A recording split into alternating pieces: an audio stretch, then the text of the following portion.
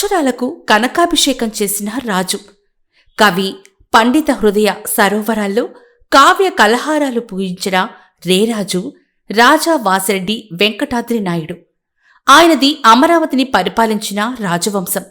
అలాంటి రాజవంశంలో కోడలుగా ప్రవేశించిన ప్రముఖ గజల్ కవయిత్రి, భాషా పరిశోధకురాలు, బాల సాహితీవేత్త, గజల్ వాగ్గేయకారిణి రాజా వాసిరెడ్డి మల్లేశ్వరి. ఆమె హైదరాబాద్ పబ్లిక్ స్కూల్లో ఉపాధ్యాయునిగా పనిచేసి పదవీ విరమణ చేశారు. చిన్ననాటి నుండి వేదికపై సాంస్కృతిక కార్యక్రమాల్లో పాల్గొన్నారు. ఒక పక్క వృత్తిలో రాణిస్తూనే రచనా రంగంలో విజృంభించారు. బాల సాహితీవేత్తగా అనేక రచనలు చేశారు. భాషావేత్తగా ఎన్నో గ్రంథాలు రాశారు.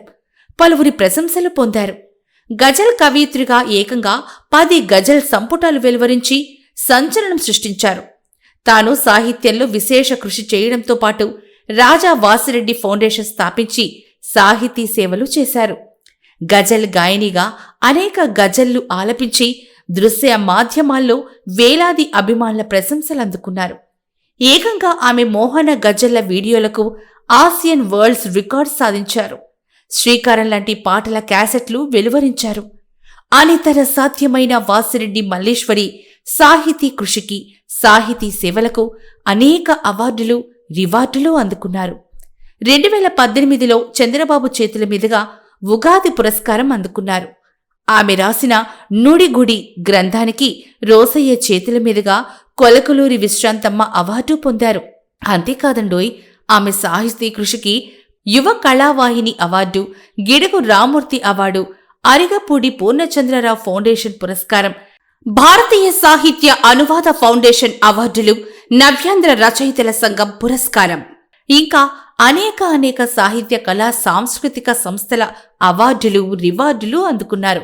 ఆమె ఒక ఉత్తమ ఇల్లాలుగా, ఉత్తమ ఉపాధ్యాయునిగా, సంచలన రచయిత్రిగా, గజల్ క్వీన్గా, భాషావేత్తగా, చక్కని సమీక్షకురాలిగా, బహుముఖ ప్రజ్ఞావంతురాలిగా పేరు పొందిన మేధావి, స్త్రీజాతికి ఆదర్శంగా నిలిచిన విదూషీమణి, విద్వన్మణి, తెలుగు భాష పూతోటలో విరిసిన పదాల పరిమళాల ఆమని.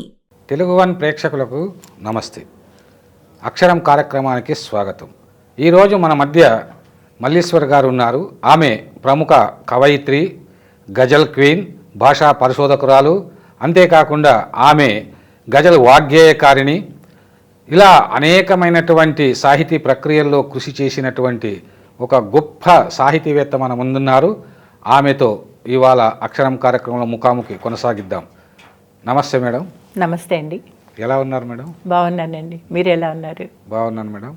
మొట్టమొదట మీరు మంచి వాగ్గేయకారిణి, అంతేకాకుండా పిల్లల కోసం ఎన్నో పుస్తకాలు రాశారు. బాల సాహిత్యంలో మీరు చేసినంత కృషి మరెవరూ చేయలేదు అన్నది విమర్శకుల యొక్క అభిప్రాయం. మరి బాలగేయాల గురించి మీరు 9వ 10వ పుస్తకాలు రాశారు కదా, వాటి నుంచి ఏదైనా ఒకటి తెలుగు భాష కోసం, ఎందుకంటే నుడి గుడి అన్నటువంటి ఒక అద్భుతమైనటువంటి భాషా పరిశోధన గ్రంథాన్ని రాశారు. కొలకలూరి విశ్రాంతమ్మ అవార్డు కూడా పొందారు. అంచేత మొట్టమొదట ఒక భాషకు సంబంధించినటువంటిది, తెలుగు భాష తీయదనం గురించినటువంటి, గొప్పదనం గురించినటువంటి ఒక పాటతో ఈ యొక్క ముఖాముఖి కార్యక్రమాన్ని ప్రారంభిద్దాం. మీ యొక్క గలభాస్వర లలితస్వర నుంచి ఒక పాట వినిపించండి. తప్పకుండా అండి. కమ్మతావుల సిరి కలికి నా తెలుగు కమ్మదనమే అనగా వినగా కమ్మదనమే అనగా వినగా కమ్మతావుల సిరి కలికి నా తెలుగు ప్రభాత వేళలు భూపాల రాగాలు మలి సందె వేళ విరిసే మల్లె మాగాణాలు అందాలు గంధాలు అతిశయమే అందాలు గంధాలు అతిశయమే తెలుగు పదముకేది సాటి పోటీ కమ్మతావుల సిరి కలికి నా తెలుగు పదములు తెలుగు పదములు షట్పదములై చనవు నేర్పు చాలా చతురతను నేర్పు తెలుగు పలుకు తీపి కలకండమించెరా తెలుగు పలుకు తీపి కలకండమించెరా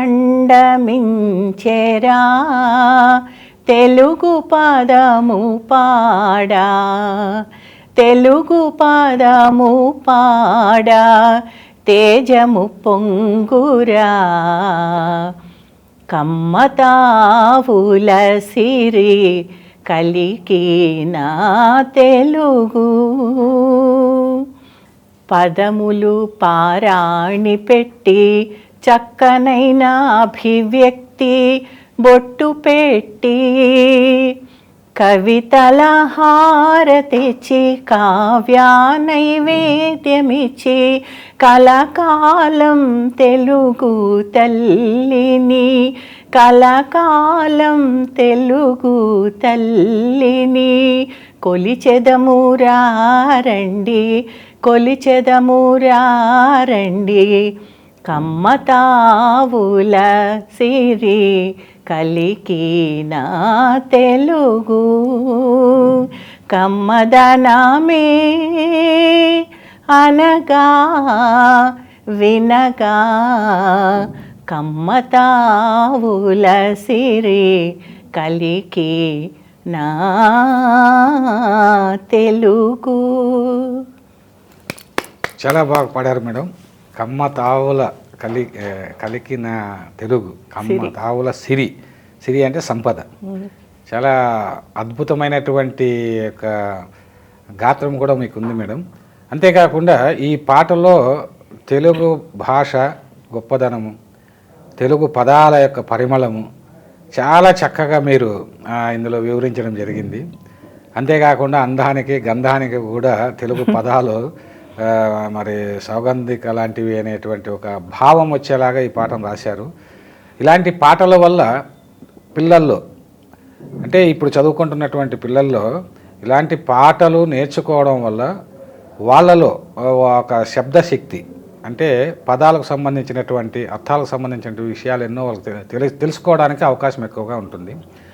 వీటన్నిటినీ మీతో చర్చించే ముందు, మీ గజల్స్ గురించి, మీ భాషా పరిశోధనల గురించి చర్చించే ముందు మీ గురించి మా ప్రేక్షకుల కోసం, అంటే మీరు ఎక్కడ పుట్టారు, మీ తల్లిదండ్రులు ఎవరు, మీ ప్రాంతం ఏది, వీటి గురించి కాస్త వివరించండి మేడం. కృష్ణానది తీరం మాది. వ్యావసాయిక కుటుంబము. మా తల్లిదండ్రులు సత్యవతీదేవి, పుండరీకాక్షరావు. మా నాన్నగారు ఎక్కువ చదువుకోలేదు. మా అమ్మ స్కూల్ ఎడ్యుకేషన్ వరకు చదువుకున్నారు. అయితే మా ప్రాంతంలో, మా ఊరు రేపల్లె, గుంటూరు జిల్లా రేపల్లె దగ్గర మైనేనివారిపాలెం అనే ఊరు. ఆ ఊరిలో చాలా సంవత్సరాల క్రితం, దాదాపు ఒక 80-90 ఏళ్ల క్రితము, అక్కడ మలయాళ స్వామి అనేటువంటి ఒక వ్యక్తి వ్యాసాశ్రమాన్ని స్థాపించారు. వేదం నేర్పించేవాళ్ళు అక్కడ. సో ఆ చుట్టుపక్కల, అంటే మాకు ఇంటికి వెనకాలంతా పంట భూమి, ఇంటి ముందంతా పెద్ద కాలువ, అది దాటి కొంచెం ఒక కిలోమీటర్ దూరం వెళ్తే కృష్ణానది. సో ఈ కృష్ణానది పరివాహక ప్రాంతంలో అనేక మంది కవులు, కళాకారులు, నటులు, తర్వాత వ్యాపారవేత్తలు, ఇలా ఎంతోమంది వచ్చారు. బహుశా ఆ నీరు, ఆ పైర గాలి వలన ఇలాంటి కళాకారులుగా తయారవడం అనేది జరిగిందేమో మరి. సో అక్కడ వ్యాసాశ్రమంలో వేదం చదివేవాళ్ళు, వేదం నేర్పించేవాళ్ళు. ఆ గాలుల్లో ఆ పరిమళం ఉందేమో, కాబట్టే నాకు కవిత్వం రాసేటువంటి అలవాటు వచ్చిందేమో అని నేను అనుకుంటాను. కవిత్వం మీరు ఏ వయసులో కవిత్వము రాయాలనుకున్నారు, రాశారు? నాకు 14 ఏళ్ళు వచ్చినప్పటి నుంచి నేను రాశానండి. స్కూల్లో జస్ట్ 10th క్లాస్ కంప్లీట్ అవుతున్న సమయంలో పరీక్షలు రాసిన తర్వాత వేసంకాలపు సెలవుల్లో ఇంట్లో ఉంటాము. ఆ సమయంలో నేను మొట్టమొదటి వచన కవితతోనే నా కవిత వ్యాసంగం మొదలైంది. అది అంటే 10th క్లాస్లోనే మీరు కవిత్వం రాశారు, వచన కవిత రాశారు. వచన కవిత. ఆ తర్వాత ఎంతవరకు చదువుకున్నారు మీరు? నేను ఎంఏ బిఎడ్ చేశానండి. తెలుగు ఎంఏ బిఎడ్ చేశాను. మీరు తెలుగులో ఎంఏ బిఎడ్ చేసిన తర్వాత మీరు తర్వాత ఏ వృత్తిని చేపట్టారు? ఉపాధ్యాయ వృత్తి అండి. ఉపాధ్యాయురాలిగా ఎన్ని సంవత్సరాలు పనిచేశారు మేడం మీరు? 32 ఏళ్ళు చేశాను. 32 ఏళ్ళు. ఎక్కడ పనిచేశారు? అంటే నేను ఎంఏ ఫైనల్ ఎగ్జామ్స్ అవ్వకుండానే నాకు విజయవాడ సిద్ధార్థ పబ్లిక్ స్కూల్లో నాకు ఉద్యోగం వచ్చింది. అక్కడ చేరిన తర్వాత మళ్ళీ వెళ్ళి పరీక్షలు రాసి వచ్చాను నేను. అది నా మొట్టమొదటి ఉద్యోగం అన్నమాట. అక్కడ నుంచి నేను 2-3 పాఠశాలలు మారాను. ఆ తర్వాత నేను 84లో హైదరాబాద్ పబ్లిక్ స్కూల్ బేగంపేటలో జాయిన్ అయ్యాను. అక్కడే చాలా సంవత్సరాలు పనిచేశాను. అక్కడే పదవి విరమణ కూడా చేశాను. టోటల్గా ఎన్ని సంవత్సరాలు మీరు పనిచేశారు? 32 ఏళ్ళు. 32 ఏళ్ళు హైదరాబాద్ పబ్లిక్ స్కూల్లోనే పనిచేశారు. అన్నేళ్ళు హైదరాబాద్లో కాదు, ముందు ఒక 6 సంవత్సరాలు వేరే స్కూల్స్లో చేశాను. అవన్నీ కూడా పేరున్న స్కూల్స్ అండి. మొట్టమొదటి సిద్ధార్థ పబ్లిక్ స్కూల్ విజయవాడ, రెండవది రామకృష్ణ మిషన్ స్కూలు పాల్వంచ. అలాగా అంటే మీరు ఒక పక్కన ఉపాధ్యాయునిరాలుగా అంటే ఉపాధ్యాయునిగా పనిచేస్తూనే, అంటే మీరు ఒక పక్క ఉపాధ్యాయునిగా పనిచేస్తూనే మరో పక్క రచనా వ్యాసంగం చేశానండి. అది చేశాను. నాది మొట్టమొదటి అంటే అచ్చులో వచ్చినటువంటి పుస్తకము 77లో నేను రాసినటువంటి ఒక నవల, ఒకే ఒక్క నవల నేను రాశాను. ఆ తర్వాత రాయాలి అని ప్రయత్నించాను కానీ నాకు అంతగా ఇష్టం అనిపించలేదు. నవల పేరేంటి? తిరిగి వచ్చిన వసంతం అండి. తిరిగి వచ్చిన వసంతం. అది నవోదయ పబ్లికేషన్స్ విజయవాడ వాళ్ళు ముద్రించారు. అది అచ్చులో వచ్చిన నా మొదటి రచన. అంటే పుస్తకంగా. రచనగా అంటే నేను ఒక 74లో అనుకుంటాను, జస్ట్ బిఏ ఫస్ట్ ఇయర్ ఆ టైంలో ఉన్నప్పుడు గుంటూరు శేషేంద్ర శర్మ గారి కవిత్వం మీద ఒక వ్యాసం రాశాను. అప్పట్లో నేను చెప్పాను కదా, మా తల్లిదండ్రులు ఎక్కువ చదువుకోలేదు కాబట్టి నాకు ఏమీ మార్గదర్శకత్వం అలాంటిది ఏమీ లేదు. కాబట్టి నాకు అనిపించిన విధంగా వ్యాసం అంటే ఇలా రాస్తారు, ఇలా ఉండాలి, ఇవన్నీ నాకు తెలియదు. కానీ నేను రాశాను. ఆ రాసిన దాన్ని గుంటూరు శేషేంద్ర శర్మ గారు, ఆయన యుగ కవి శేషేంద్ర అని ఆయన ఒక పుస్తకం వేశారు. దాంట్లో ఈ వ్యాసాన్ని కూడా ఉంచారు అనమాట. వ్యాసాలు రాయడం అలా ప్రారంభమైంది. అది మరి కవిత్వం 10th క్లాస్లోనే రాశారన్నారు. అవి అప్పుడు లోకల్గా ఉన్న పత్రికల్లో కూడా వచ్చాయి వచన కవితలు. తర్వాత కాలంలో ఆంధ్రజ్యోతిలో వచ్చింది, తర్వాత ఆంధ్రజ్యోతి వాళ్ళు నిర్వహించిన వనితా జ్యోతిలో వచ్చింది. అప్పట్లోనే ఆకాశవాణి విజయవాడ నుంచి నేను వనితావాణి యువవాణి ప్రోగ్రాంల్లో దాదాపు 10 సంవత్సరాలు నేను పాల్గొన్నాను. కవిత్వం చదివారు? కవిత్వము, కథ, స్కెచ్ లాంటివి, డిస్కషన్స్లో పాల్గొనడము, ఇలాంటివన్నీ ఆకాశవాణి నుంచి చేశాను నేను. ఒక ఉపాధ్యాయునిగా ఉంటూ మీరు ఇన్ని ప్రక్రియల్లో ఆ రోజుల్లోనే కృషి చేశారు. తర్వాత మీ మొట్టమొదటి కవితా సంపుటి ఏ సంవత్సరంలో వచ్చింది మేడం? నేను అసలు కవితా సంపుటి అప్పట్లో వేయలేదండి. మేము కాలేజీలో చదువుకునేటప్పుడు మా కాలేజీ సెక్రటరీ వచ్చేసి సదాశివరావు గారు, కాసర్నేని సదాశివరావు గారు. ఆయన ప్రతి నెల కూడా కాలేజీలో ఒక సాహితీ సదస్సు నిర్వహించేవాళ్ళు. ఆ సమయంలో నేను వచన కవిత చదివే ఆ ప్రోగ్రాంకి జంధ్యాల పాపయ్య శాస్త్రి గారు అతిథిగా వచ్చారు అనమాట. ఆయన వచ్చినప్పుడు నేను చదివిన కవితలో నుంచి ఆయన తిరిగి మాట్లాడేటప్పుడు ఆ 4 పంక్తుల్ని ఆయన కోట్ చేస్తూ మాట్లాడి ఉదాహరించి ఇలాంటి భావాలతో ఇంత చక్కటి భాషతో కవిత్వ రాస్తున్నారు, ఈ అమ్మాయి భవిష్యత్తులో మంచి రచయిత్రి అవుతుంది, కవయిత్రి అవుతుంది అని అన్నారు. ఆ తర్వాత నేను 2-3 సార్లు వాళ్ళ ఇంటికి వెళ్ళడము, ఆయనతో ఎక్కువ ఇంటరాక్ట్ అవ్వడము జరిగినప్పుడు ఆయన చెప్పారు, నీ కవితలన్నీ తీసుకురా, కవితా సంపుటి వేద్దాము, నేను ముందు మాటలు రాస్తాను అని. ఆ మాటకి నా దగ్గర రుజువు లేదు. కానీ ఏంటంటే అప్పట్లో అసలు ఒక పుస్తకం వేయడం ఏంటి, ఒక కవితా సంపుటి అంటే ఏంటి, దానికి ఏమేం కావాలి, ఎలా వేస్తారు, ఏమి తెలియదు, నాకు తెలియదు. కాబట్టి నేను ఆయన చేత నేను ముందు మాట రాయించుకోలేదు. తర్వాత మీరు కవిత అనేటువంటి ఒక కవితా సంపుటిని వేశానండి. అది 2017లో వేశాను నేను. అందులో ముఖ్యంగా నాకు బాగా నచ్చిన కవిత రైతు గురించి మీరు చాలా అద్భుతంగా రాశారు. ఆ రైతు గురించి రాసిన కవితని ఒక 2 లైన్లు కోట్ చేస్తారా ఇక్కడ? అనాదిగా కర్షకుడు కవి ఒకటే. కర్షకుడు కమతగాడు, కవి కైతగాడు. బాగుంది. కర్షకుడు క్షేత్రసేద్యం చేసి ఫలాన్ని ఇస్తాడు, ఫలసాయాన్ని ఇస్తాడు. కవి అక్షర సేద్యం చేసి రసకావ్యాన్ని అందిస్తాడు. బాగుంది బాగుంది. అంటే మీరు ఒక రైతు బిడ్డగా, అవును, రైతుల అంటే పొలాలు పచ్చని పొలాల మధ్య నుంచి మీరు తిరిగిన వాళ్ళు ఆ యొక్క ప్రకృతి నుంచి వచ్చారు కాబట్టి రైతు యొక్క కష్టం తెలుసు కాబట్టి రైతు మీద అద్భుతమైనటువంటి కవిత రాయగలిగారు. అంటే ఈ కవిత్వం ఒకటి కాదండి, నేను చాలా సందర్భాల్లో రైతు గురించి పద్యాలు రాశాను, తర్వాత కవితలు రాశాను. ఆ తర్వాత రైతు గురించి 2015లో చాలా పెద్ద వ్యాసం ఒకటి రాశాను నేను. అది వార్తాపత్రికలో విశాలాంధ్రలో 2 వారాలు హాఫ్ పేజీ అలాగా డివైడ్ చేసి 2 వారాలు వేశారు. అది అంటే ఇప్పుడు మన హాలుడి గాథా సప్తశతి దగ్గర నుంచి ఆధునిక కాలం వరకు రైతు గురించి కవులు ఏమేమి ఉదాహరణలు ఇచ్చారు ఏంటి అవన్నీ క్రోడీకరిస్తూ ఇవాళ రైతును మనం ఎందుకు సపోర్ట్ చేయాలి, ఎందుకు మనం వాళ్ళని గురించి ఆలోచించాలి, ఒక కామన్ మ్యాన్ అయినా లేకపోతే వ్యవసాయదారుడైనా ఉద్యోగస్తుడైనా ఎందుకు రైతుకి మనం గౌరవం ఇవ్వాలి. ఇది నేను చాలా పెద్ద వ్యాసమే రాశాను అప్పట్లో. అంటే మీరు కవితలు రాశారు, రైతుల పైన వ్యాసాలు రాశారు, పరిశోధనలు చేశారు. ఎందుకంటే ఇవాళ చాలామంది అంటే రైతు కుటుంబాల నుంచి వచ్చినటువంటి వాళ్ళు ఎక్కువ మంది పురుష కవులే ఉన్నారు, స్త్రీలు చాలా తక్కువగా ఉన్నారు. అందులో మీరు మరి అనేకమైనటువంటి సాహితీ ప్రక్రియలు కూడా చేపట్టారు. వస్తు వైవిధ్యము, శిల్ప సోయగము మీ రచనల్లో కనిపిస్తూ ఉంటుంది. ఇలా మీరు రాస్తూ మరి ఈ గజల్స్ వైపు ఎప్పుడు మీ దృష్టి మళ్ళింది?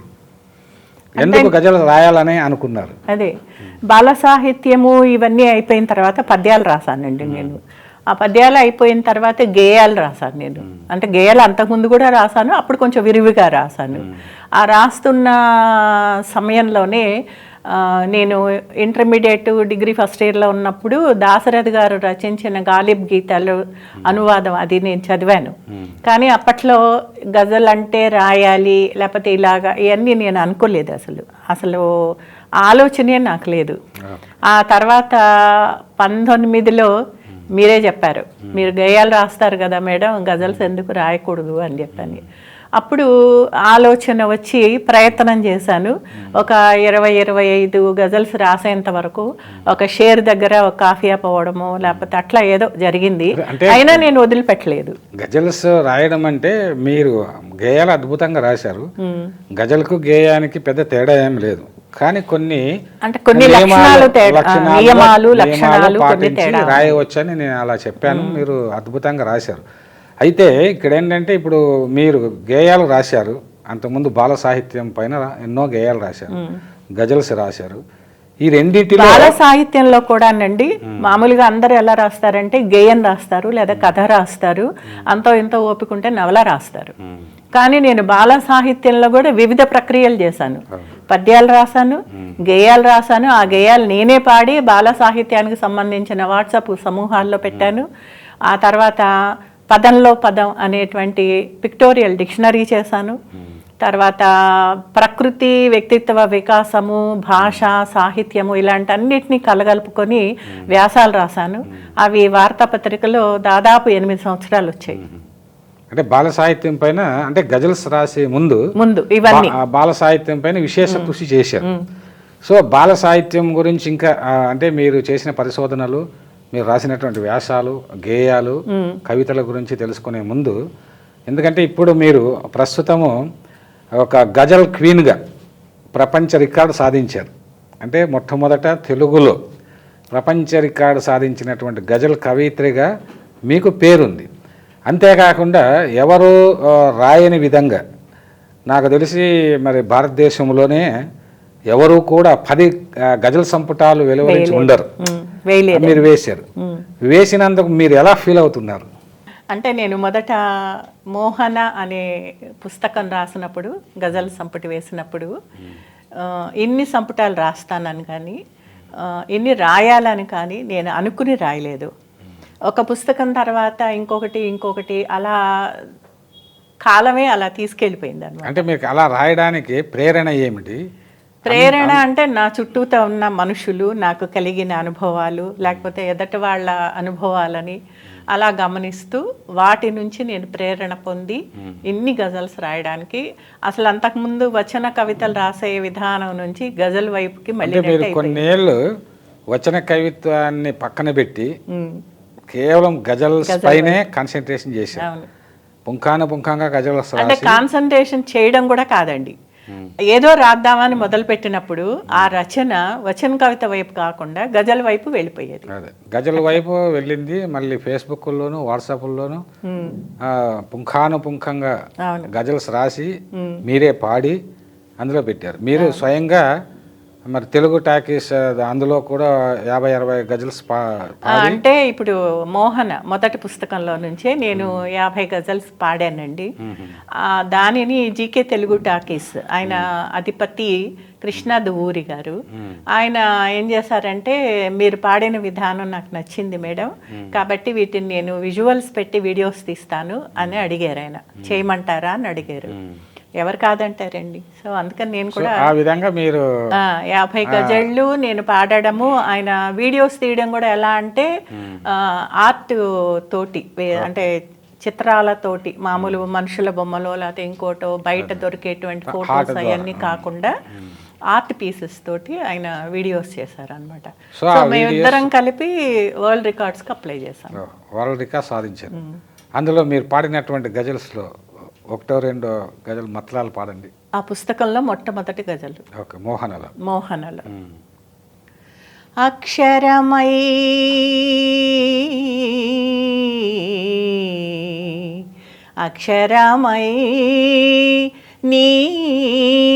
నీలోనే నిలవాలని ఉంది, అక్షరమై నీలోనే నిలవాలని ఉంది, లక్షణంగా నీతో కలిసుండాలని ఉంది. ఇది మతలాండి. చాలా అద్భుతం. అక్షరమై నీలో నిలవాలని ఉందనడం కూడా చాలా బాగుంది. అంటే మీరు చాలా చక్కగా పాడుతున్నారు. మరి ఎక్కడైనా సంగీతం నేర్చుకున్నారా? లేదండి, నేను సంగీతం నేర్చుకోలేదు.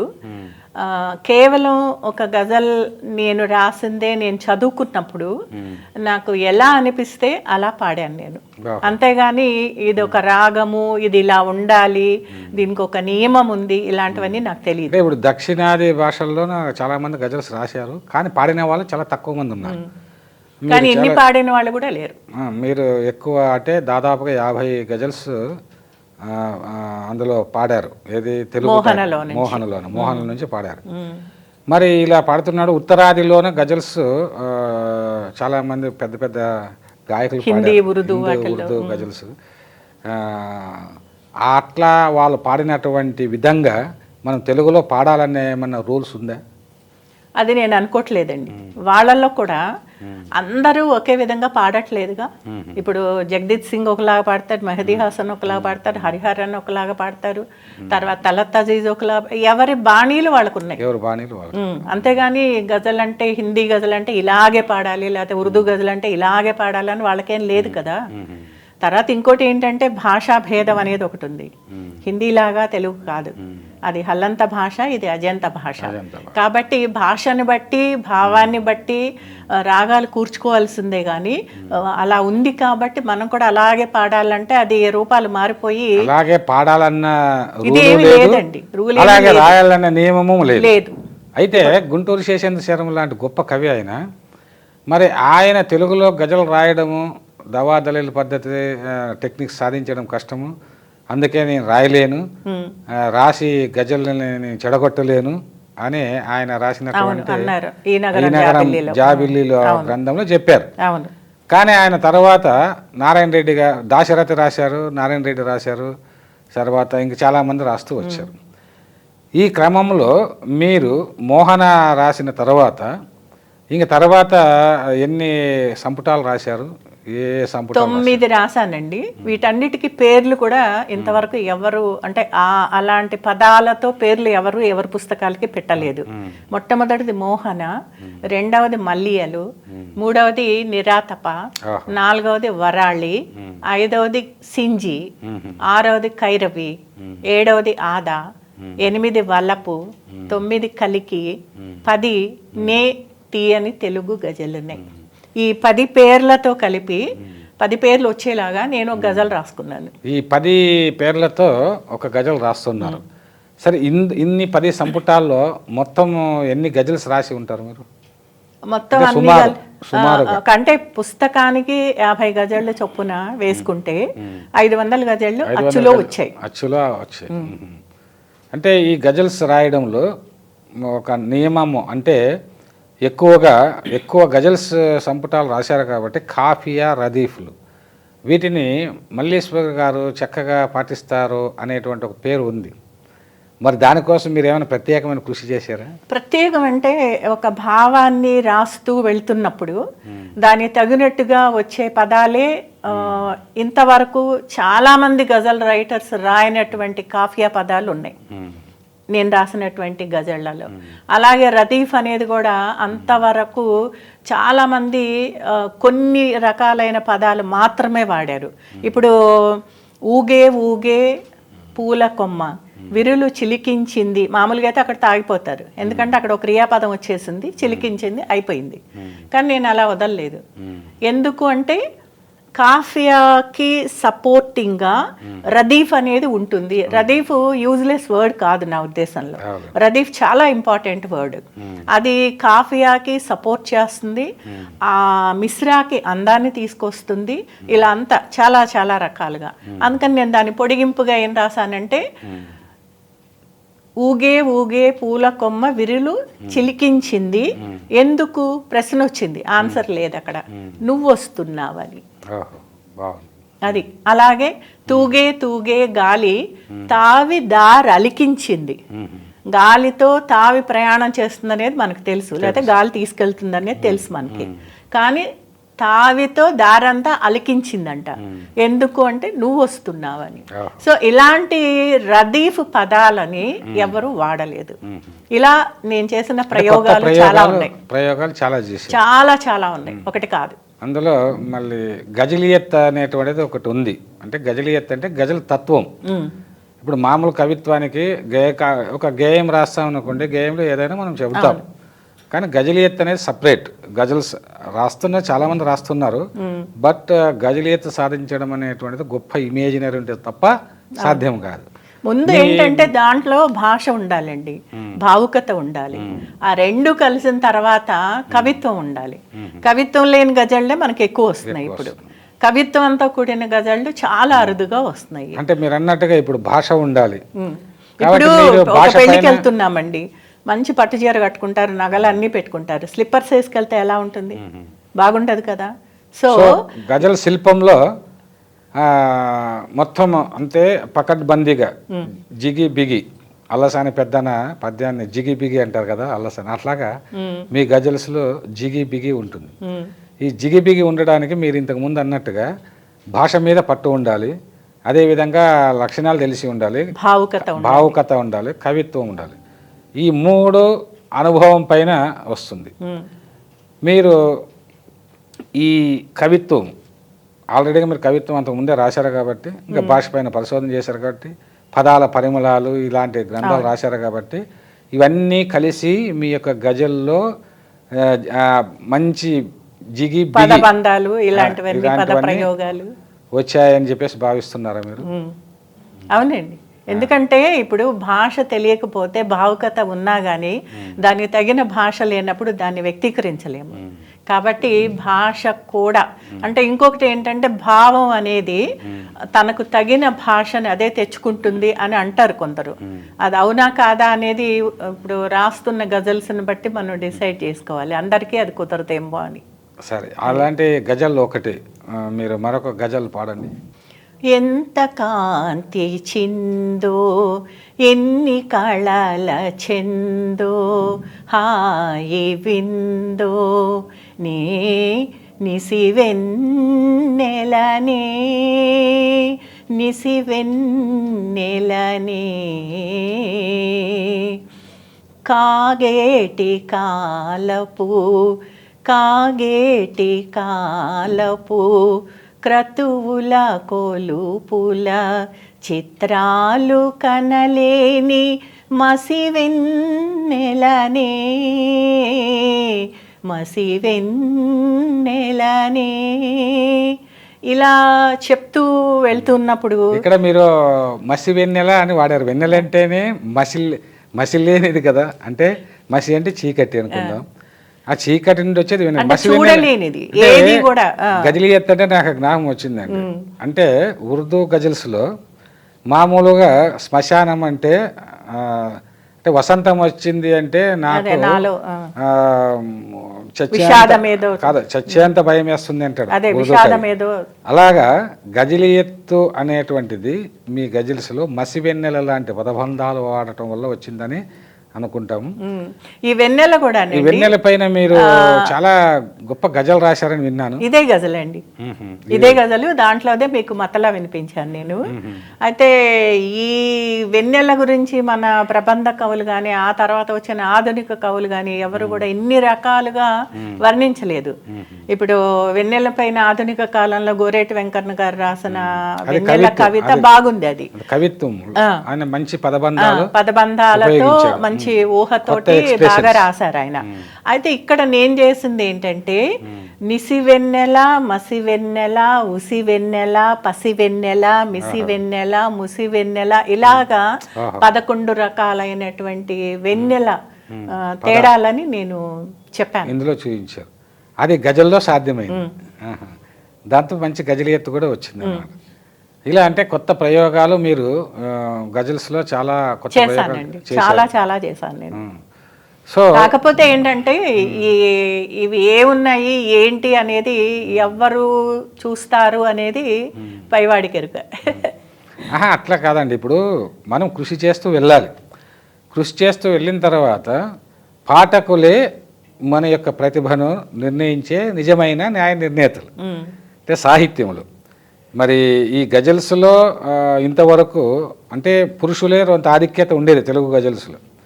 మీరు వచ్చిన తర్వాత అందరినీ డామినేట్ చేశారు కాబట్టి అద్భుతంగా గజల్ సాహిత్యాన్ని సృష్టించారు. ఇలా సృష్టించినందుకు మీరు ఎప్పుడైనా గర్వంగా ఫీల్ అయ్యారా? లేదండి, గర్వంగా ఫీల్ అవ్వలేదు. కాకపోతే నేను చెయ్యాలి అని అనుకోనిది నా ఊహలో లేని దానిని ఇంతకుముందు చెప్పాను కదా, నేను ఎప్పుడు అనుకోలేదని. సో అలాంటి దానిని నేను చెయ్యగలిగాను అనే ఆనందం అయితే ఉంది నాకు. అది ఇలా గజల్స్లో గర్వం అయితే లేదు. చాలా కృషి చేశారు గజల్స్లో. మరి ఇప్పుడు చాలామంది గజల్స్ రాస్తూ ఉన్నారు. ఇది కొత్త పరిణామం. ఇప్పుడు కన్నడంలో కన్నా తెలుగులోనే, అంటే ఒక్క మాటలో చెప్పాలంటే దక్షిణాది భాషల్లో ఎక్కువ గజల్స్ తెలుగులోనే వస్తూ ఉన్నాయి, తెలుగు భాషలో. అందులోనూ స్త్రీలే ఎక్కువగా రాస్తున్నారు. బహుశా అంటే ఇంతకుముందు రాసిన స్త్రీలు అందరూ కూడా పురుషుడు రాసినట్టే రాశారండి. బట్ నేను అలా రాయలేదు. స్త్రీ హృదయం ఏం ఆలోచిస్తుంది, ఎలా ఊహిస్తుంది, ఆ విధంగానే రాశాను నేను. స్త్రీ హృదయం అంటే స్త్రీ హృదయం ఎలా ఉంటుంది? చలం గారు అన్నట్టు స్త్రీ ప్రేమించినట్టు పురుషుడు ప్రేమించాడు అని అంటారు. అయితే ఈ గజల్స్లో కూడా వస్తూ ప్రేమ, విరహము, వియోగము ఇవే ప్రధానంగా ప్రధాన వస్తువులుగా ఆ రోజు అంటే 7వ శతాబ్దం నుంచి ఇప్పటి వరకు వచ్చాయి. ముఖ్యంగా అందులో గాలిబ్ కానీ అమీర్ ఖుస్రూ కానీ ఇలాంటి గొప్ప కవులు గొప్ప గజల్స్ రాశారు. అయితే నా గజళ్లలో తాత్వికత ఉంది, ప్రకృతి ఉంది, సౌందర్యం గురించి ఉంది, ఇవన్నీ ఉన్నాయి. కేవలం ప్రేమ విరహము ఇవే కాదు, ప్రేమ విరహము గురించి కూడా అద్భుతమైన గజల్స్ రాశారు. మనుషుల మనస్తత్వాలు అంటే వస్తువు ఇలాగే ఉండాలన్న నియమం ఏం లేదు గజల్స్లో. కానీ మీరు గజల్స్ రాస్తే గజల్స్ పాడినా కూడా అంటే 16 ఏళ్ళ వయసులో ఉన్నటువంటి ఒక యువతి ఏ విధంగా ఊహిస్తుంది ఈ ప్రపంచం గురించి, ఈ ప్రేమ గురించి ఏ విధంగా ఆలోచిస్తుంది, ఏ విధంగా అనుభూతి చెందుతుంది అన్న విధంగా మీరు గజల్స్ రాశారని చెప్పి చాలామంది విమర్శకులు తెలియజేశారు. అంటే ఆ పసి హృదయం, ఆ యొక్క యవ్వనపు ఊహలు, అంటే మనసుని మనం ఉత్సాహంగా చైతన్యంతో ఉంచుకోగలిగినప్పుడు మనం ఆ ఏజ్లోనే ఉంటామండి. ఓహో, అది అంటే వయసుకు మనసుకు అంటే గజల్ కవి మనసుకు వయసు లేదని అంటారు మీరు. అవును, వయసు లేదు. ఓకే, చాలా సంతోషం అండి, మంచి వివరణలు ఇచ్చారు.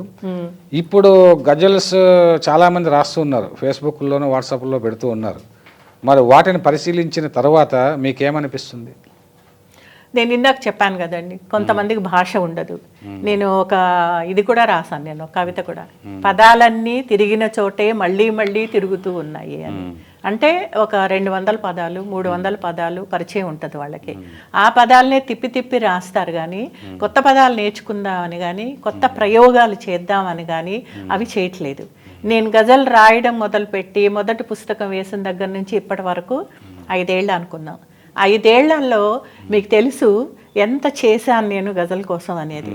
ఒక గజల్ గానం అనే దాన్ని పెట్టి 21 గజళ్ళని 5 సింగర్స్ చేత 3.5 గంటలు పాడారు. మీరు కూడా ఉన్నారు ఆ రోజు. అదొకటి. తర్వాత 22 నిమిషాలు గజల్ డిజిటల్ డిస్ప్లే. ఇండియన్ గజల్ హిస్టరీలోనే ఈ 2 జరగలేదు.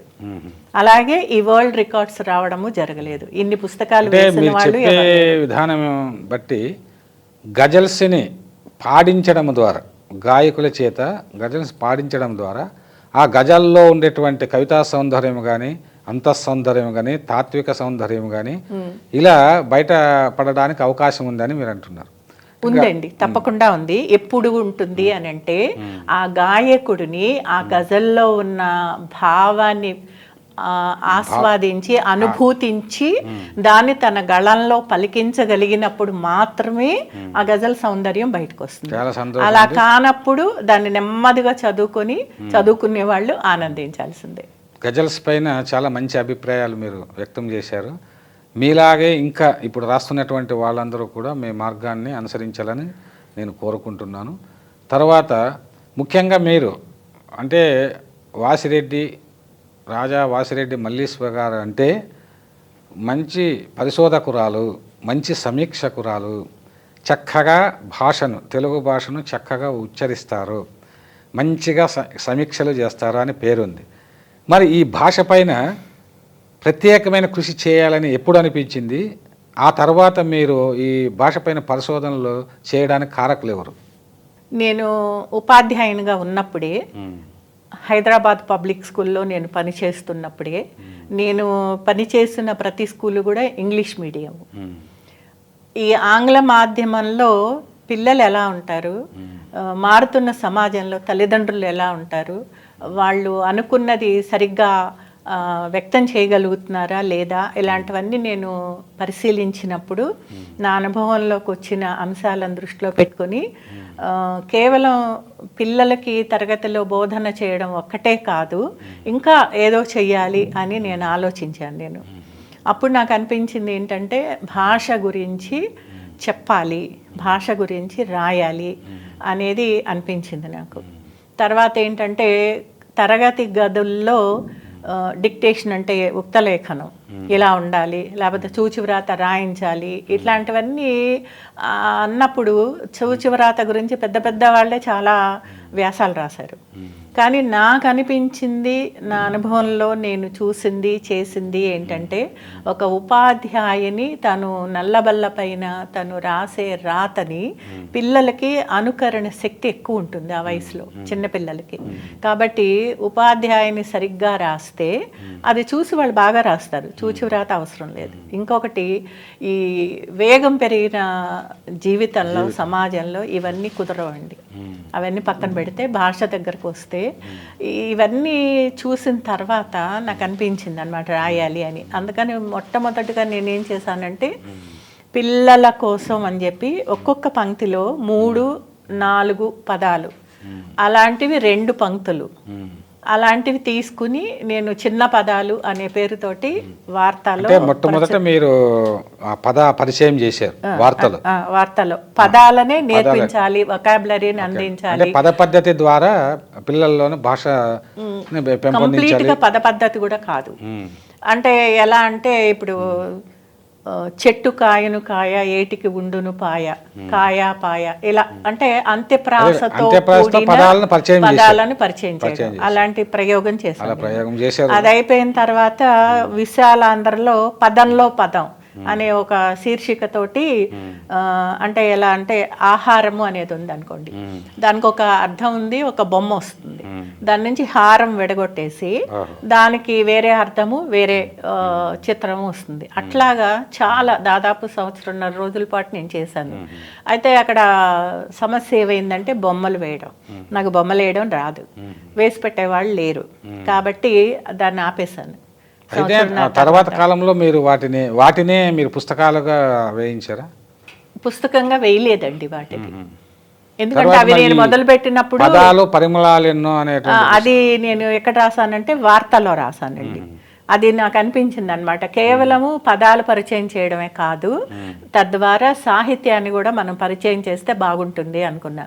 కేవలం సాహిత్యమే కాదు, వ్యక్తిత్వ వికాసము, ప్రకృతి, అంటే మన సరౌండింగ్స్ లో ఏ ఉన్నాయి ఏంటి వాటి గురించిన ఇన్ఫర్మేషన్ కూడా వీళ్ళకి ఇస్తూ రాయాలి అనుకొని రాశాను. ఈ పదాల పరిమళాలు అనే గ్రంథంలో మీరు చెప్పినట్టుగా సాహిత్యాన్ని కూడా పరిచయం చేసి ప్రకృతిని, అంటే అన్ని అంటే వాళ్ళకు ఉపయోగపడే పద్యాలు, అంటే కేవలం దాంట్లో ఏంటంటే ఆ వ్యాసాలకి నేను ఊతంగా తీసుకున్నది ఏంటంటే పద్యాలు, సామెతలు, పొడుపు కథలు, అవి తీసుకున్నాను నేను. తర్వాత మీరు మరి ఒక నుడి గుడి అన్నటువంటి ఒక గొప్ప గ్రంథం రాశారు. దానికి కొలక్లూరి విశ్రాంతమ్మ అవార్డు కూడా వచ్చింది జాతీయ స్థాయిలో, రోసయ్య చేతుల మీదుగా మీరు అందుకున్నారు.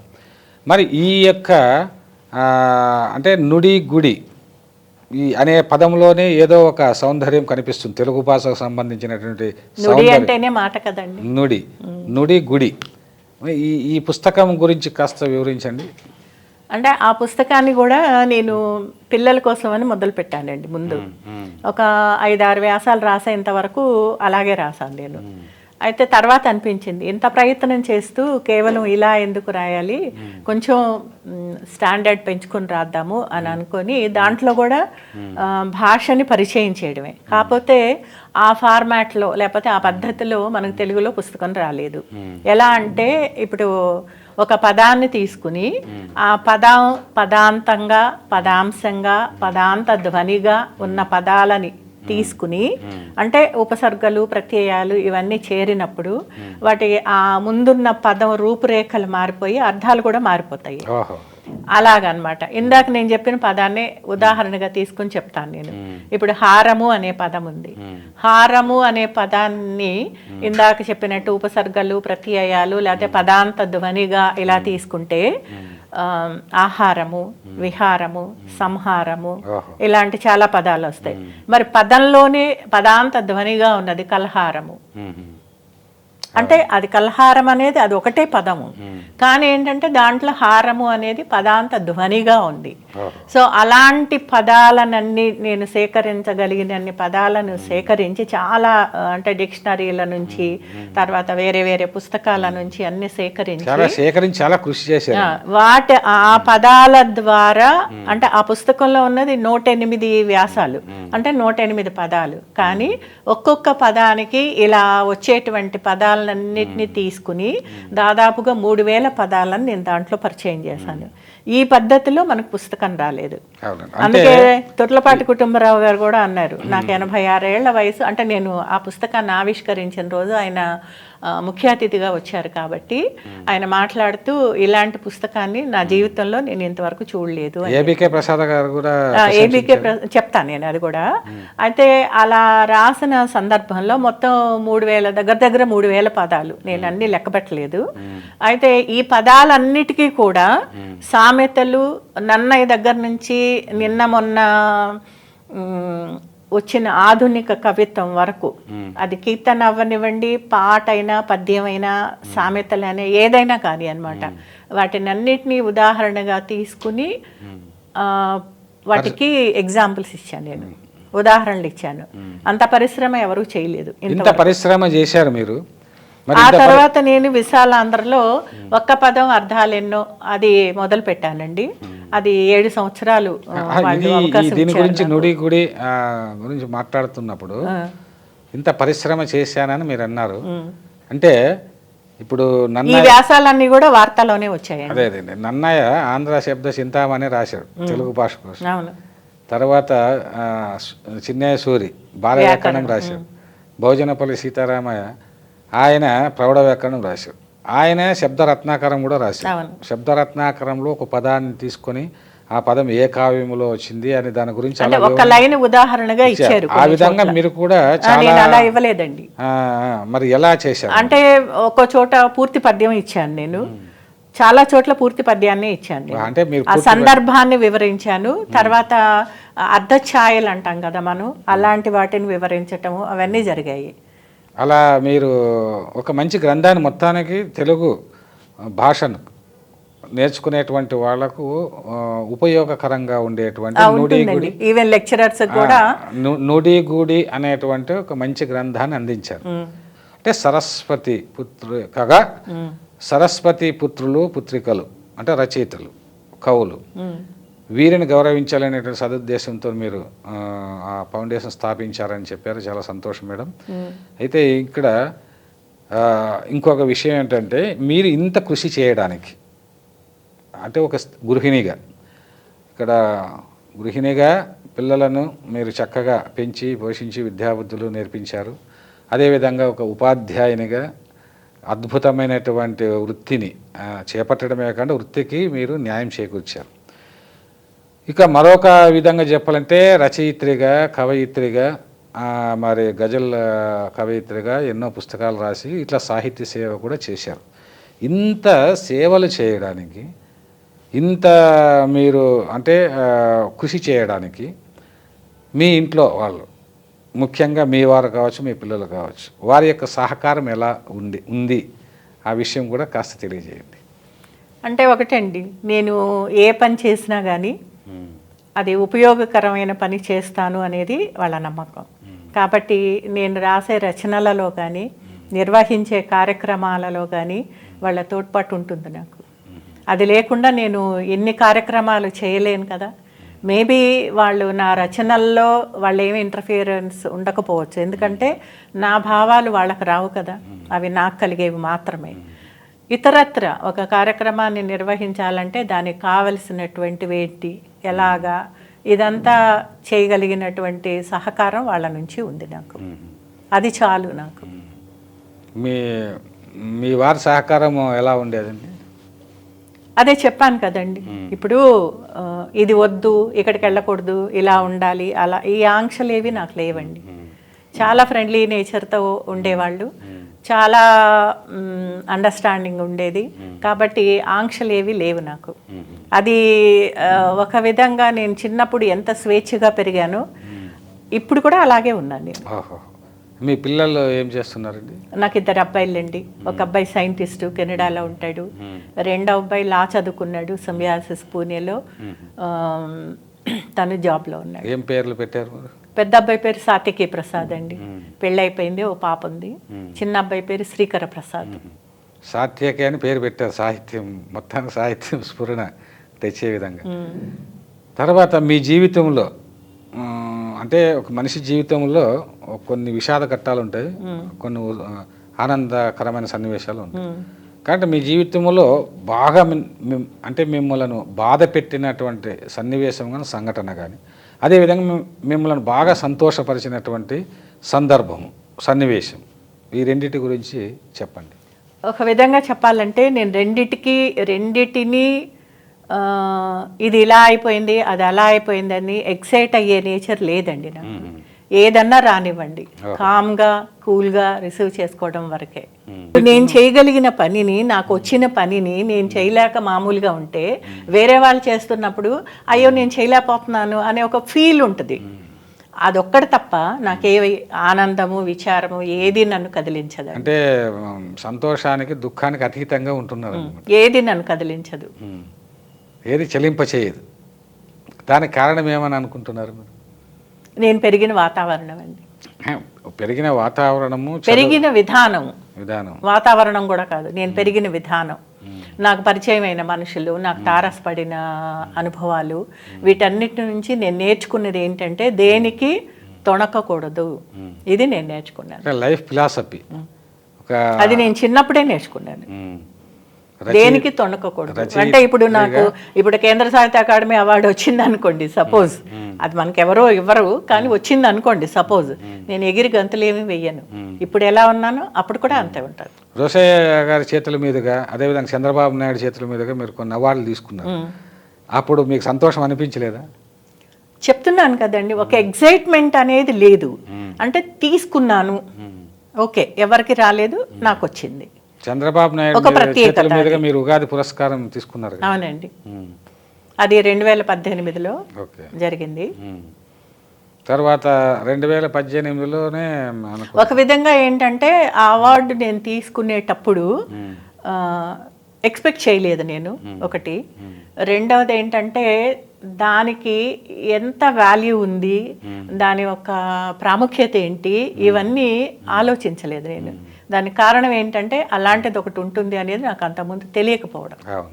అది అంటే మీరు గృహిణిగా ఉంటూ రచనలు చేశారు. ఆ తర్వాత ఒక అదృష్టవశాత్తు ఇప్పుడు మీ రచనలన్నీ కూడా బాగా వెలుగులోనికి వచ్చాయి. అంటే ప్రభుత్వాలు కానీ లేదా అకాడమీలు కానీ గుర్తించాల్సినటువంటి అవసరం ఉంది. ఇక మీరు అంటే ఒక స్త్రీగా ఇంత సాధించారు. ఈ తరం యువతీ యువకులు అంటే ఈ తరంలో చాలామంది రచనలు చేస్తూ ఉన్నారు. మరి వారికి మీరు ఇచ్చే సందేశం ఏమైనా ఉందా? గజల్స్ రాసే వాళ్ళకి కావచ్చు, ఎవరైనా కానివ్వండి, కవి అనిపించుకోవాలి లేకపోతే నేను రాయాలి అని అనుకునే వాళ్ళు అనుభూతించి రాయాలి. ఒకటి, ఆత్మగతమైనటువంటి అనుభూతుల వ్యక్తీకరణ ఉండాలి. దానికి తగిన భాష నేర్చుకోవాలి, సాహిత్యం చదవాలి. నేను రాస్తున్నాను, నేను చదువుకుంటే చాలు, పక్క వాళ్ళది అవసరం లేదనుకుంటే కాదు. నన్ను నాళేశ్వరం శంకర్ గారు ఎప్పుడు కనపడినా మీరు చిన్నప్పుడు బాగా సాహిత్యాన్ని చదువుకున్నారు అనుకుంటాను మేడం, అందుకే మీకు ఇంత భాష తెలుసు అని అంటూ ఉంటారు ఆయన. అది అవునా కాదా అనేది నాకు తెలియదు, కానీ నేను చిన్నప్పటి నుంచి బుక్స్ బాగా చదివేదాన్ని, అదైతే నిజం. చాలా చదివేదాన్ని నేను. అట్లాంటి సమయంలో దానికి తోడు నేను భాషా పరిశోధన చేశాను కాబట్టి భాషా పదాల పరిచయం నాకు ఎక్కువ ఉంది. కాబట్టి ఇప్పుడు కాఫియాలు కానీ రదీఫ్లు కానీ ఇవన్నీ ఆటోమేటిక్గా వచ్చేస్తాయి. నేను ప్రయత్నపూర్వకంగా చేయవలసిన అవసరం ఏమీ లేదు నాకు. ఇప్పుడు మీరు రాసినటువంటి గజల్స్లో కొన్ని ఓతికుండ మనిషి కన్నీరు కారుతూనే ఉంది, పొంతకుండ మనిషి కన్నీరు కాగుతూనే ఉంది. ఈ గజల్ నేను రాసినప్పుడు పొంతకుండ అంటే ఏంటి అని నన్ను చాలా మంది మెసేజ్లు పెట్టారు నాకు. పొంతకుండ ఇది ఎందుకు తెలియదు అని అంటే కాలగమనంలో మారే పరిస్థితులలో పొంతకుండ అవసరం ఇప్పుడు లేదు ఎవరికైనా. ఒకానొక రోజుల్లో పల్లెటూళ్ళల్లో ఇటుకలతో ఎల్ షేప్లో పొయ్యి కట్టడానికి అనమాట, ఎల్ షేప్లో 2 ఇటుకలు పెట్టేవాళ్ళు, అదర్ సైడు కుండ పెట్టేవాళ్ళు. ఆ కుండలో నీళ్లు పోస్తూ ఉండేవాళ్ళు. వంట చేసినంతసేపు ఆ కుండలో నీళ్లు కాగుతూ ఉండేవి. స్నానాలకు ఆ నీళ్లు ఉపయోగించుకునేవాళ్ళు. కొంత అంటే ఏంటి, సమీపంగా ఉండడం, దగ్గరగా ఉండడము. ఆ మంటకు దగ్గరగా ఆ కుండ ఉండేది, దానికి పొంత కుండ అనేది పేరు. అది వెళ్ళిపోయింది, బాయిలర్స్ వెళ్ళిపోయినాయి, గీజర్స్ వచ్చాయి. ఇప్పుడు పొంతకుండ ఎక్కడుందండి? లేదు. అందుకోసం అంటే మీరు అందుకని ఏంటంటే పాత సాహిత్యాన్ని కూడా చదువుతూ ఉండాలి. దిస్ ఇస్ వన్ ఎగ్జాంపుల్ అన్నమాట. మీరు అంటే మీ గజల్స్లో ఇలాంటి అంటే కొత్త ప్రయోగాల్లో భాషలో కూడా చేశారు. చాలామంది అంటే మొదట్లో ఆమె మల్లీశ్వరి గారు కొత్త కొత్త పదాలు ఉపయోగిస్తుంది తాను గజల్స్లో అని అనేటువంటి ఒక చిన్న విమర్శ ఉండేది మీ మీద. తర్వాత అంటే మీరు దానికి ఎక్స్ప్లెనేషన్ కూడా ఇచ్చుకున్నారు. ఎందుకంటే కొత్త పదాలను తెలుగులో పదపరిచయం అనేది లేకపోతే మనం ఎలా నేర్చుకుంటామండి? అభివ్యక్తి ఎలా వస్తుంది? గజల్లో మామూలుగా లలితమైన పదాలు వాడాలి అని అనేవాళ్ళు. అయితే లలితమైన పదాలతో పాటు మర్చిపోతున్న పదాలను కూడా నేటి తరానికి పరిచయం చేయాలనేటువంటి ఒక కాన్సెప్ట్తో మీరు మీ గజల్స్లో చాలా తెలుగు పదాలను వాడారు. ఆ కాన్సెప్ట్తోనే వాడారా? లేదండి, నేను నా భావానికి తగినట్టుగా నేను పదాలు ఉపయోగించాను. కానీ కొన్ని కొన్ని చోట్ల ఏమవుతుందంటే ఒక గజల్లో నేను స్త్రీని ఉదాహరించడానికి తీయమాను అనే దాంతో పోల్చాను నేను. తీయమాను అంటే చాలామందికి తెలియదు, ఎందుకంటే వ్యవసాయ సంబంధమైనటువంటి పరిచయం ఎవరికి తక్కువ ఈ రోజుల్లో. అంటే ముఖ్యంగా పట్టణాల్లో ఉన్న వాళ్ళకి, ఇక్కడ పెరిగే వాళ్ళకి. తీయమాను అంటే చెరుకు, చెరుకు చెరుకు చెరుకులో ఉండేటువంటి గరుకుతనము, బాధ కలిగించేటువంటి అంచు, చెరుకు ఆకు ఒరుచుకున్నప్పుడు అది బ్లడ్ కూడా వస్తుందండి మన శరీరం మీద రాసుకున్నప్పుడు, అంత షార్ప్గా ఉంటుంది అది.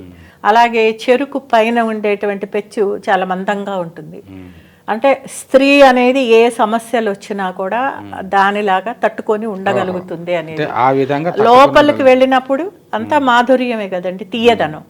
కాబట్టి స్త్రీ ఆంతర్యం కూడా అలాంటిదే అని చెప్పడం నా ఉద్దేశం. ఇలా చాలా గుణాలని పోల్చుకుంటూ ఆ తీయమాను అనే పదాన్ని నేను వాడాను. అట్లా నా గజల్స్లో చాలా పదాలు చాలా లోతైన అర్థంతోనే ఉంటాయి. దానికి ఇది అలా అంటే పదాలతో కూడా రాశారు మీరు, మళ్ళీ తేలికైన పదాలతో కూడా రాశారు. ఇంకోటండి, నా గజల్స్లో ఎక్కడా కూడా కఠినమైన పదాలు లేనే లేవు, అసలు కఠినమైన పదాలు లేవు. ఇప్పుడు వాళ్ళు ఈ మాట ఎందుకు అంటున్నారు అని అంటే కఠినమైన పదాలు అక్కడక్కడ ఉన్న చాలా గజల్స్లో మీరు చాలా ఇప్పుడు కలతన్నది చేర నీకు కమ్మని కలలా నిలిచిపో, కవితన్నది రాసి నీవు తెమ్మెర అలలా నిలిచిపో. ఈ తెమ్మెర అల అనేటువంటిది చాలా మంచి పదప్రయోగం. ఇలా నిన్ను నీవు గొప్ప అస్త్రంగా మలచుకున్న మేలు కదా, అందమైన ఎదదోచే ఉత్సవాల కలలా నిలిచిపో అన్నారు. అంటే ఈ గజల్లో మీకు వర్తిస్తుంది అనుకుంటున్నాను. ఎందుకంటే నిన్ను నీవు గొప్ప అస్త్రంగా మలుచుకున్న మేలు కదా అన్నారు. ఇది మీ అనుభవంతో రాశారా మేడం? అంతేనండి, చెప్పాను కదా నా గజల్స్ అన్ని నేను ఒక గజల్లో రాశాను. నా అక్షరమే నా ఆత్మ లక్షణాన్ని లక్ష్మణాన్ని చెబుతుంది అనేది. అది నేను చాలా చోట్ల రాసా. నేను ఇంకో గజల్లో కూడా రాసుకున్నా.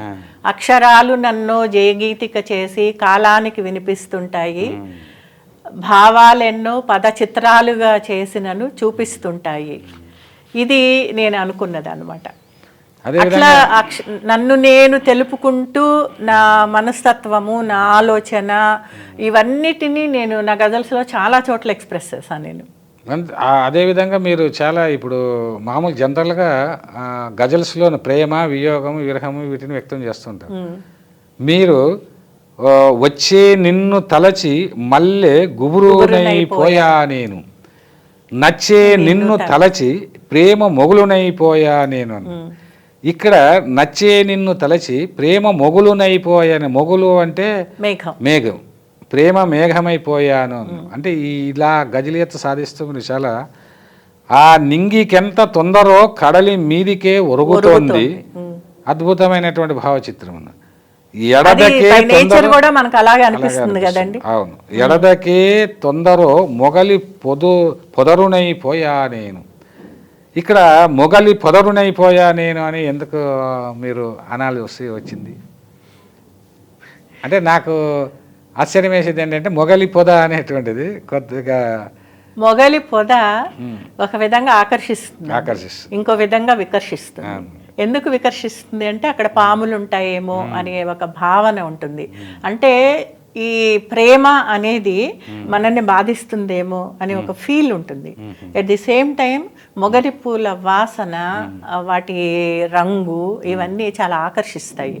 కాబట్టి ప్రేమలో అలాంటి పదౌచిత్యం, పదాన్ని గజల్లో ఏ పదాన్ని, ఎలాంటి పదాన్ని ఎక్కడ ఎలా వాడితే అందం వస్తుంది, అర్థవంతంగా ఉంటుందో అనేటువంటి దృష్టితో మీరు రాశారు.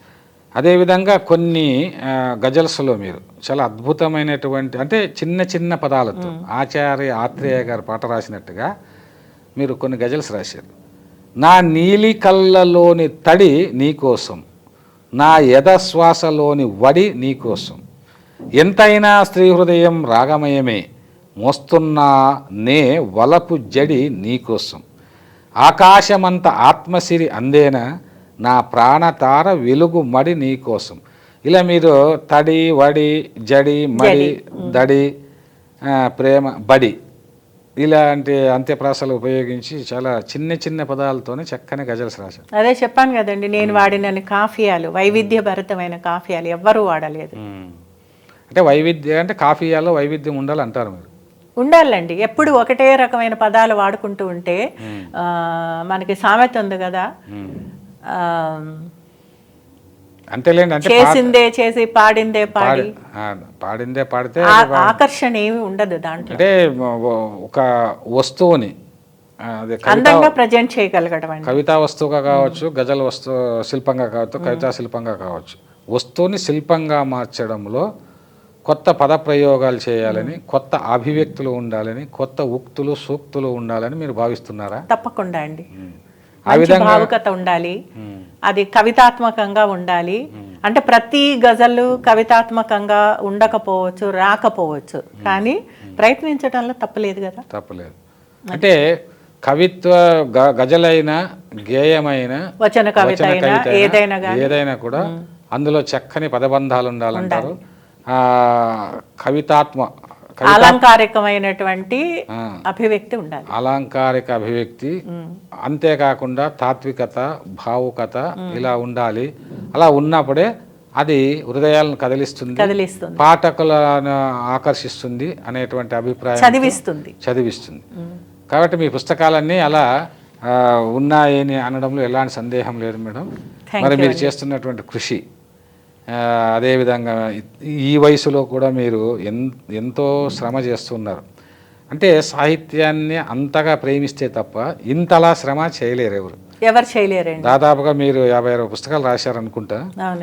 మరి ఒక ఉపాధ్యాయుని ఇంత కృషి చేస్తే, అంటే ఏ యూనివర్సిటీలు కూడా చేయని ఉపాధ్యాయునిగా నేను ఇంకో పని కూడా చేశానండి. 3 ప్రైవేట్ పబ్లిషర్స్కి, ఎల్కేజీ నుంచి 8th క్లాస్ వరకు ఒక పబ్లిషర్కి, ఎల్కేజీ నుంచి 5th క్లాస్ వరకు ఇంకొక 2 పబ్లిషర్స్కి నేను బుక్స్ రాశాను. మీరు 6, 7, 8 తరగతులు కూడా రాశారు. అంటే వాచకాలు కూడా రాశారు.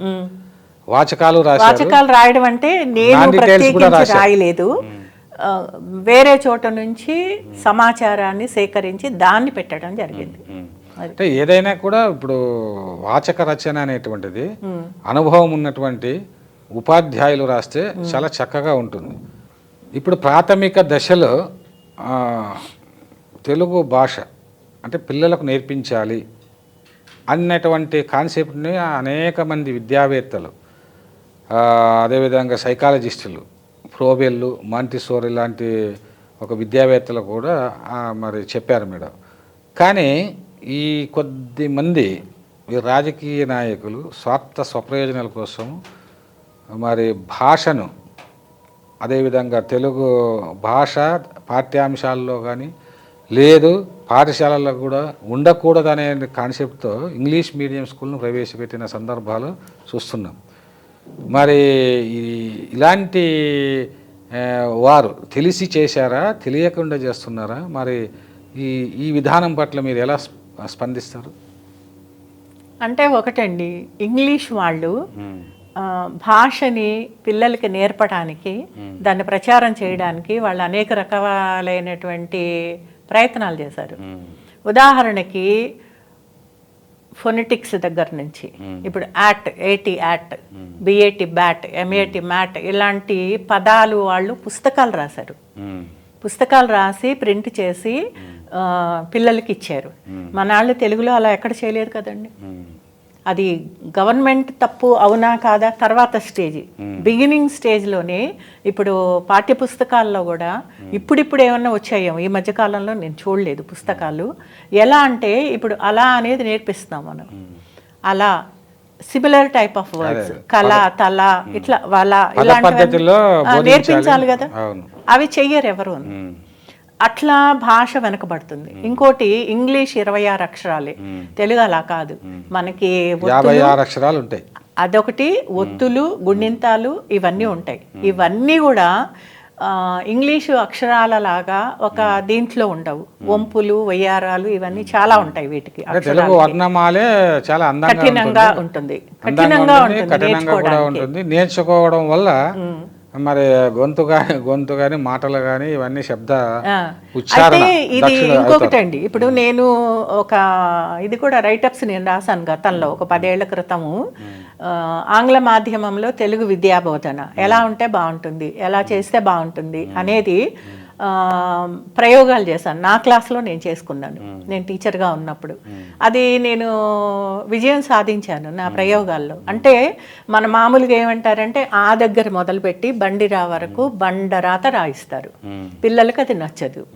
ఎలా నేర్పాలి మరి అంటే మనకు బిఎడ్లో ఒక మెథడ్ ఉంది, నోన్ టు అన్నోన్ అనే మెథడ్ ఉంటుంది. అట్లా అంటే వాళ్ళు ఆల్రెడీ క్లాస్ ఇప్పుడు బోధనా పద్ధతులు అనేక ఉన్నాయి. జాయ్ఫుల్ లెర్నింగ్, పాఠాలను కూడా పాటలుగా చెప్పచ్చు. కాబట్టి అక్షరాలు, ఆకారాలు నేర్పడం అంటే ఇప్పుడు అక్షరాలైన పద పద్ధతి, అక్షర పద్ధతి, వాక్య పద్ధతి, 3 పద్ధతులు ఉంటాయి. కానీ పద పద్ధతి అనేది యూనివర్సల్గా అందరూ యాక్సెప్ట్ చేసినటువంటి పద్ధతి. సరే, నేను అనడం ఏంటంటే ఈ మాతృభాషను నేర్పించడం వీళ్ళంతా ఇలా చేయడం వల్ల ఏంటంటే అది రాజకీయ లబ్ధే కానీ అందులో భాష మీద ప్రేమ ఏమీ లేదండి వాళ్ళకి. అది ఇది మనది. ఇప్పుడు నేను వీలైన చోటల్లా సభలలో మాట్లాడేటప్పుడు కూడా నేను ఒకటే చెప్తాను, ఈ ఆస్తి నాది, ఈ పిల్లలు నా వాళ్ళు, ఈ ఇల్లు నాది అని మనం చెప్పుకుంటున్నాం. మరి ఈ భాష మనది లేకపోతే ఈ భాష నాదే అని ఎందుకు చెప్పుకోలేకపోతున్నావు నువ్వు? ఈ మాటని గవర్నమెంట్లు ఇప్పుడు వీళ్ళందరూ కూడాను ఇది చేయండి, అది చేయండి, ఇది ఇట్లా, అది ఇట్లా అని ఇన్ని పాలసీలు పెడతారు. మరి తెలుగు భాష ఇది మనది, ఏళ్ల నుంచి ఉన్న భాష, దీనికోసం మనం ఇలా చేయాలి, పుస్తకాలు ఇలా ముద్రించాలి అని ఎందుకు అనుకోవట్లేదు? ఇది చాలా మందిలో ఉన్న ప్రశ్నే. ఏమిటంటే తెలుగు భాషను మరి కంపల్సరీగా ప్రాథమిక స్థాయిలో ప్రవేశపెట్టాలి.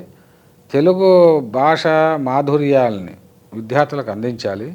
అదేవిధంగా ఇంగ్లీష్ నేర్చుకునివ్వండి. ఒక పక్క ఇంగ్లీష్ ఉంటుంది, తెలుగు ఉంటుంది. ఇప్పుడు ఇంకొక భాష లేదు, కానీ మన మాతృభాష మనదన్న భాషను వదులుకోకూడదు. ఎవరికి ఇష్టమైంది వాళ్ళు నేర్చుకుంటారు. మరి మన భాషను కూడా ఇప్పుడు చైనీస్ కూడా కాదండి, మన భాషని నేర్చుకోవాలి, అది వదలకూడదు. కూడా అనేది కాదు. ఇప్పుడు చైనాలో కావచ్చు, జపాన్లో కావచ్చు, వాళ్ళ భాషను వాళ్ళు రాష్ట్రాలైనటువంటి తమిళనాడు కావచ్చు, బెంగాల్, అదే విధంగా కర్ణాటక, ఇన్ని రాష్ట్రాల్లో వాళ్ళ భాషను వాళ్ళు వదులుకోరు. వాళ్ళ భాష పట్ల ఎంతో ప్రేమ, అభిమానము, భాషాభిమానం ఉంది. కానీ మన తెలుగులోనే ఆ భాషాభిమానం లేదు. కాబట్టి తెలుగు భాషను విధిగా పాఠశాలల్లోన ప్రవేశపెట్టాలని పాఠశాలలోనే కాదండి, నా ఉద్దేశ ప్రకారం అయితే ఇప్పుడు డిగ్రీ వరకు మేము చదువుకున్నప్పుడు ఇంగ్లీషు ఒక లాంగ్వేజ్ కింద కంపల్సరీగా ఉంటుంది. తెలుగు మీడియంలో చదువుకున్నా కానీ ఇంగ్లీషు ఒక లాంగ్వేజ్ కింద కంపల్సరీగా ఉంటుంది. అట్లాగే తెలుగును కూడా ఇంగ్లీష్ మీడియంలో చదువుకున్న వాళ్ళకు కూడా తెలుగుని కంపల్సరీ చేయాలి. వెదర్ అది ఇంగ్లీష్ మీడియం అయినా తెలుగు మీడియం అయినా తెలుగు చదువుకోవాలి, తెలుగు ఉండాలి ఒక సబ్జెక్ట్. చాలా మంచి ఒక సూచన చేశారు మేడం మీరు. అనేక విషయాలపైన మనము ఇవాళ మాట్లాడుకున్నాం. ఇప్పుడు నేను ఇంకోటి కూడా చేస్తున్నానండి, మరి మీరు గమనించారో లేదో నాకు తెలియదు.